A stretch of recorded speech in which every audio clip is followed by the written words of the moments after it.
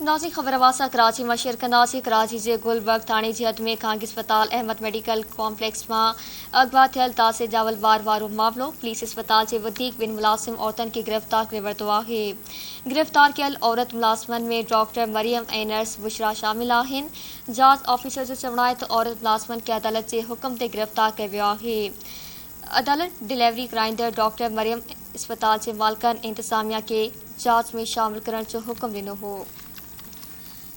Breaking news अवां से share कई पिया। कराची जे गुलबर्ग थाणे जी हद में खांगी अस्पताल अहमद मेडिकल कॉम्प्लेक्स में अगवा थियल तासे जावल बार वारो मामलो। पुलिस अस्पताल जे वधीक ॿिनि मुलाज़िम औरतुनि खे गिरफ़्तार करे वरितो आहे। गिरफ़्तार कयल औरत मुलाज़िमनि में डॉक्टर मरियम शामिल आहिनि। त औरत मुलाज़िमनि खे अदालत जे हुकुम ते गिरफ़्तार कयो आहे।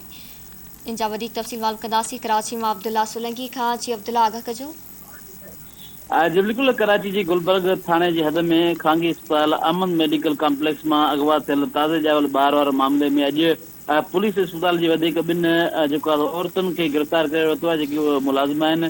गिरफ़्तार कयल औरत मुलाज़िम में डॉक्टर मरियम जंहिं जेको आहे औरत जी डिलीवरी कयो हो, ऐं हुन सां गॾु जेकी नर्स हुई उहा बुशरा पिणु जेको आहे गिरफ़्तार कई वई आहे। जॾहिं त जांच ऑफिसर जी पिणु ॿुधायो आहे त औरत मुलाज़िमनि खे अदालत जे हथ ते गिरफ़्तार कयो आहे, जिन खे रिमांड लाइ अदालत में पेश कयो पियो वञे। जॾहिं त अदालत डिलीवरी कराईंदड़ डॉक्टर मरियम अस्पताल जे मालिकनि ऐं इंतज़ामिया खे जांच में शामिल करण जो हुकुम ॾींदे चयो हो त जेकॾहिं उन्हनि खे जांच में शामिल नथो करी ऐं जांच नथी सही कई वञे त जांच ऑफिसर खे जेल मोकिलियो वेंदो। तंहिंखां पोइ जेको आहे जांच ऑफिसर अहिड़ी ॿ गिरफ़्तारियूं करे वरितियूं आहिनि। जी महिरबानी अब्दुल्ला, आगाह करण जे लाइ।